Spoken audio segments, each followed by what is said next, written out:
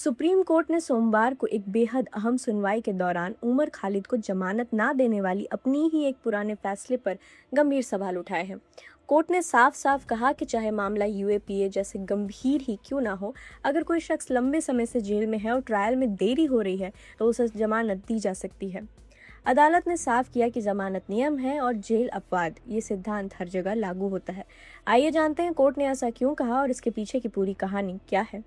सबसे पहले ये समझ लेते हैं कि ये बात उठी कहाँ से। दरअसल सुप्रीम कोर्ट के जस्टिस बीवी नागरत्ना और जस्टिस उज्जवल भुइयां की बेंच एक अलग मामले की सुनवाई कर रही थी, जो कथित टेरर फंडिंग के एक मामले में पिछले 6 साल से ज़्यादा समय से जेल में बंद थे। इस सुनवाई के दौरान सुप्रीम कोर्ट ने अंद्राबी को तो जमानत दे दी, लेकिन साथ ही देश के कानून और पुराने फैसले को लेकर कुछ बहुत बड़ी बात कह दी। कोर्ट ने सीधे तौर पर इसी साल जनवरी 2026 में आए उस फैसले का जिक्र किया जिसके तहत और शर्जील इमाम को जमानत देने से मना कर दिया गया था।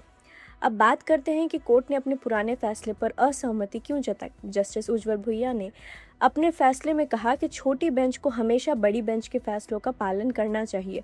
अगर किसी फैसले पर कोई शक या संदेह हो तो उसी मामले को और बड़ी बेंच के पास भेजा जाना चाहिए। अदालत ने यहाँ 2021 के हुए एक मशहूर फैसले के नजीब जजमेंट का हवाला दिया। उस वक्त कोर्ट ने कहा था कि अगर किसी आरोपी का ट्रायल समय पर शुरू नहीं होता और वो सालों से जेल में है तो भले ही उस पर यूएपीए लगा हो, उसे जमानत मिल जानी चाहिए। कोर्ट के मुताबिक समय बीतने के साथ आरोपी अपने आप रिहाई का हकदार हो जाता है। इसके अलावा कोर्ट ने एक और चीज़ पर कड़ी आपत्ति जताई, जिसे 2 प्रोंग टेस्ट कहा जाता है। इस टेस्ट के मुताबिक आरोपी को खुद साबित करना पड़ता है कि पहली नज़र में उसके खिलाफ मामला मजबूत नहीं है।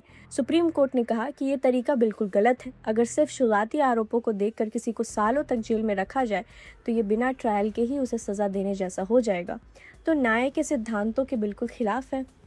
चलिए अब आपको थोड़ा फ्लैशबैक में ले जाते हैं और बताते हैं कि उमर खालिद पर असल में आरोप क्या है। उमर खालिद को सितंबर 2020 में दिल्ली दंगों की एक कथित बड़ी साजिश के मामले में गिरफ्तार किया गया था।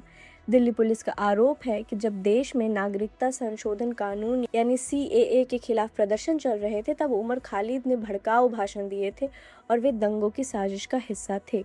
इसी वजह से उन पर यूएपीए समेत कई गंभीर धाराएं लगाई गई और तब से वो जेल में ही हैं। आपको बता दें कि इसी साल 5 जनवरी को सुप्रीम कोर्ट ने उनके मामले की सुनवाई करते हुए उन पर 1 साल तक का जमानत मांगने पर रोक लगा दी थी, जिस नज़रिए पर अब खुद सुप्रीम कोर्ट की दूसरी बेंच ने सवाल खड़े कर दिए हैं।